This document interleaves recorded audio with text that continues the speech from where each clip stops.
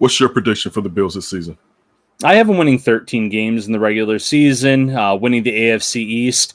I think when you look at the rest of the AFC East, there's still question marks with every team out there that the Bills will be going against. Miami, I expect Tua to make some strides. Their offensive line. He looked better last week, just so you know. He watched. Yeah, he got all the way down to the end zone, then he threw that pick, and I was like, oh, come on, guy.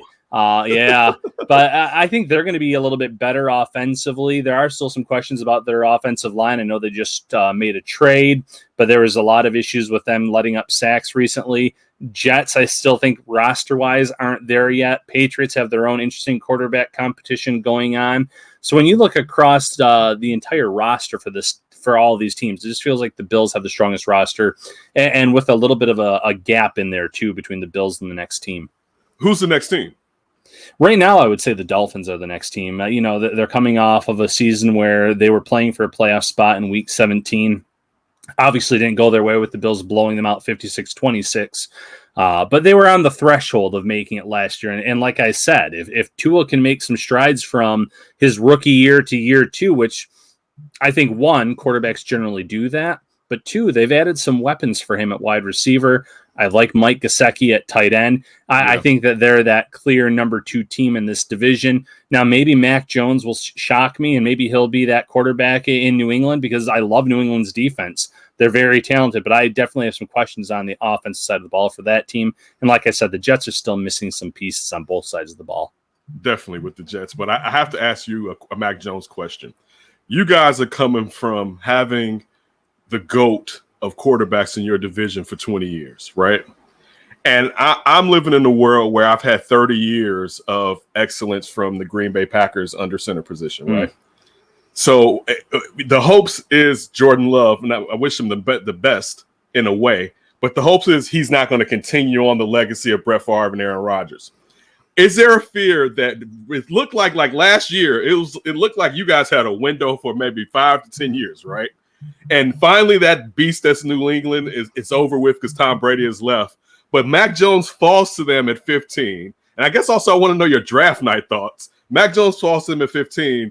And before you know it, perhaps next year, New England may be back at it as a real top competitor in this division when it looked like the Bills finally could be living the 90s again as far as the Marv Levy era. You know what I'm saying? And just, because I love those Bills from the 90s.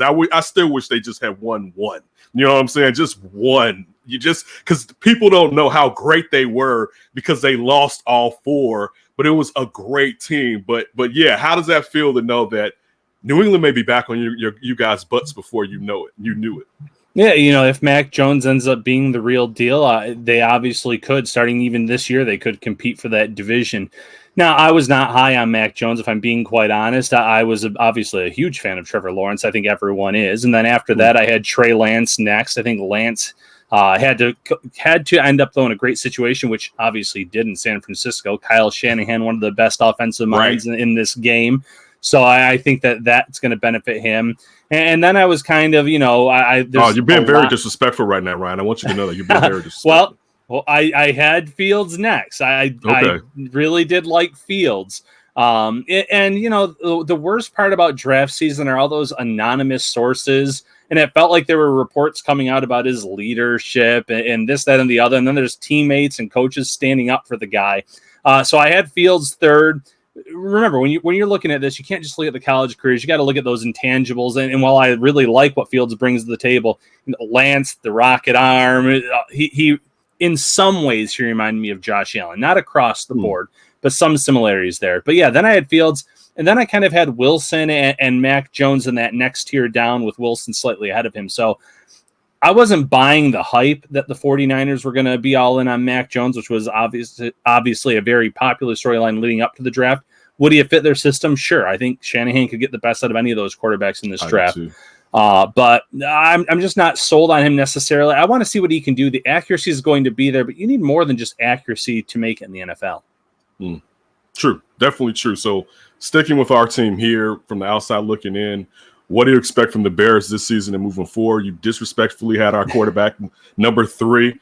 Even though me and Ryan were big Trey Lance guys, we started 2 years ago. We were big Trey Lance guys because we didn't think the Bears will be able to get at that point, Justin Fields, because he was looked at as being either 1A or 1B to Trevor Lawrence. So we lucked into it, and we were the people spreading those rumors that brought his draft stock down, just so you know. But yeah, on the outside looking in, what do you like and dislike about the Bears this season and moving forward? Well, in terms of the dislikes, it's the offensive line, like you mentioned. They ended up getting rid of a good offensive tackle before they had to this offseason. And I get it. You draft Tevin Jenkins and you expect him to come in, but then injuries happen in this game. So that's one thing I don't like. I like some of the weapons that Fields has. Looking at Allen Robinson, I'm a huge Allen Robinson guy. I think that he's really good for him in terms of having a solid receiver option there. Looking at the running game, David Montgomery really came on strong last year. Tariq Cohen's coming back, so something to lean on there. And then obviously on the defensive side of the ball, UB guy, Khalil Mack there in Chicago. That's never a bad thing to have someone that can be disruptive for you week in and week out.